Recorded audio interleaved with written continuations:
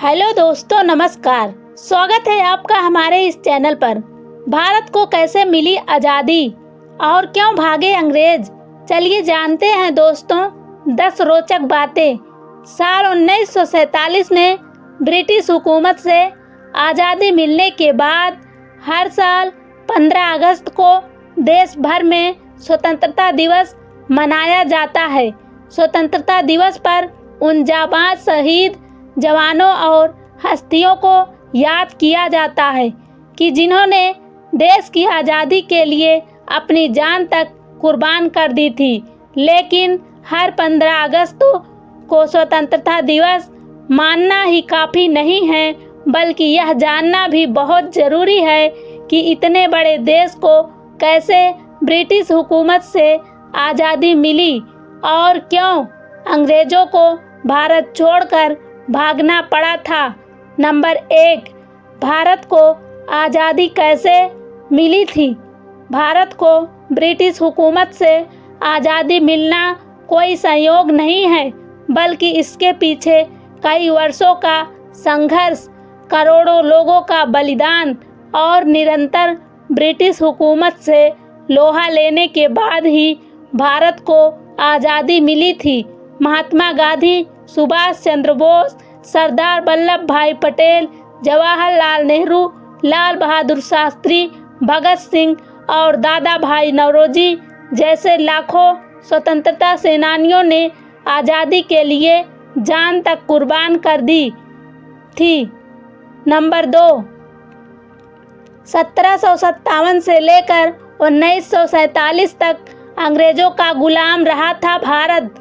आज़ादी की लड़ाई किसी एक निश्चित तारीख में नहीं, बल्कि हर दिन होती थी। कहा जाता है कि 1757 से लेकर 1947 तक भारत अंग्रेज़ों का गुलाम रहा और इस बीच समय समय पर आज़ादी की चिंगारी चलती रही है। 1857 से लेकर 1947 के बीच ऐसे कई आंदोलन और संघर्ष इतिहास के पन्नों में दर्ज है, जिसकी वजह से भारत को आज़ादी मिली। देश के कई महान स्वतंत्रता सेनानियों के साहस और बलिदान के आगे ब्रिटिश हुकूमत घुटने टेक दिए और लगभग 200 साल बाद भारत को 15 अगस्त 1947 के दिन आज़ादी मिली। नंबर 3, भारत की आज़ादी में 1857 की क्रांति की भूमिका शायद आपको मालूम हो। अगर नहीं मालूम है तो आपकी जानकारी के लिए बता दें कि भारत की आज़ादी और अंग्रेज़ों को देश छोड़ने के पीछे 1857 की क्रांति की अहम भूमिका रही है। कहा जाता है कि भारत की आज़ादी की पहली लड़ाई 1857 की क्रांति से ही शुरू हुई थी और धीरे धीरे पूरे देश में आज़ादी की लहर दौड़ गई। नंबर 4, भारत की आज़ादी में चंपारण आंदोलन की भूमिका। कहा जाता है कि भारत की आज़ादी में चंपारण आंदोलन की भूमिका काफ़ी अहम रही है। चंपारण आंदोलन की वजह से भारत के स्वतंत्रता आंदोलन को तेजी मिली और देश के सभी नागरिक अपने हितों की लड़ाई के लिए सामने आने लगे। महात्मा गांधी की नेतृत्व में चली यह आंदोलन ब्रिटिश सरकार को जड़ से हिला चुकी थी। नंबर 5, भारत की आज़ादी में जलियांवाला बाग हत्याकांड की भूमिका।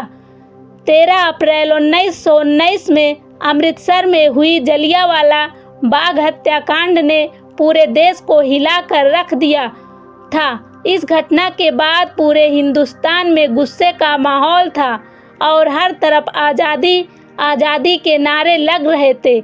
इस घटना ने आज़ादी की लड़ाई में आग में घी डालने का काम किया।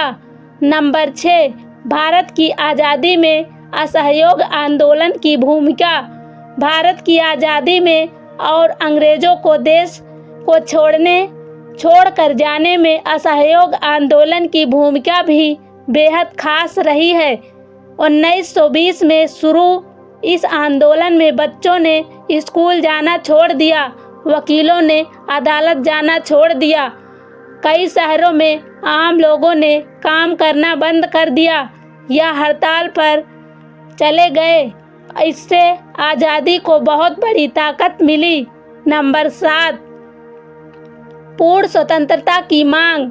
साल 1921 में देश की आज़ादी के लिए कांग्रेस द्वारा पूर्ण स्वतंत्रता की मांग उठी और यह मांग देश भर में फैलने लगी। पूर्ण स्वतंत्रता की मांग को लेकर देश भर में जगह जगह कई सभाएं भी आयोजित किए गए थे, जिसमें महिलाएं स्वतंत्रता सेनानियां भी शामिल थीं। नंबर 8, भारत की आज़ादी में सविनय अवज्ञा आंदोलन की भूमिका। भारत की आज़ादी में सविनय अवज्ञा आंदोलन की भूमिका बेहद खास मानी जाती है। इस आंदोलन को नमक सत्याग्रह के रूप में भी जाना जाता है। यह महात्मा गांधी के नेतृत्व में शुरू अहिंसक आंदोलन था, जिसने ब्रिटिश हुकूमत को जड़ें हिलाकर रख दिया था। नंबर 9, भारत की आज़ादी में गोलमेज सम्मेलन की भूमिका। भारत की आज़ादी में गोलमेज सम्मेलन की भूमिका भी अहम रही है। देश भर में 3 गोलमेज सम्मेलन हुआ था। इन तीनों गोलमेज सम्मेलन में अंग्रेज सरकार द्वारा भारत में संवैधानिक सुधारों पर चर्चा के लिए साथ साथ आज़ादी की भी चर्चा होती रहती थी। नंबर 10, भारत की आज़ादी में भारत छोड़ो आंदोलन की भूमिका। भारत की आज़ादी में भारत छोड़ो आंदोलन की भूमिका सबसे अधिक मानी जाती है। भारत छोड़ो आंदोलन सन 1942 में 8 अगस्त को शुरू हुआ था। इस आंदोलन के लगातार संघर्ष की वजह से 15 अगस्त 1947 को ब्रिटिश सरकार ने भारत को आज़ादी मिल गई। आज़ादी मिलने के बाद हर साल देश भर में 15 अगस्त को स्वतंत्रता दिवस के रूप में मनाया जाता है। अगर आपको यह स्टोरी अच्छी लगी हो तो इसे अपने दोस्तों के साथ ज़रूर शेयर करें। ऐसे ही स्पिरिचुअल एंड मोटिवेशनल स्टोरी के लिए हमारे चैनल को सब्सक्राइब करें। धन्यवाद।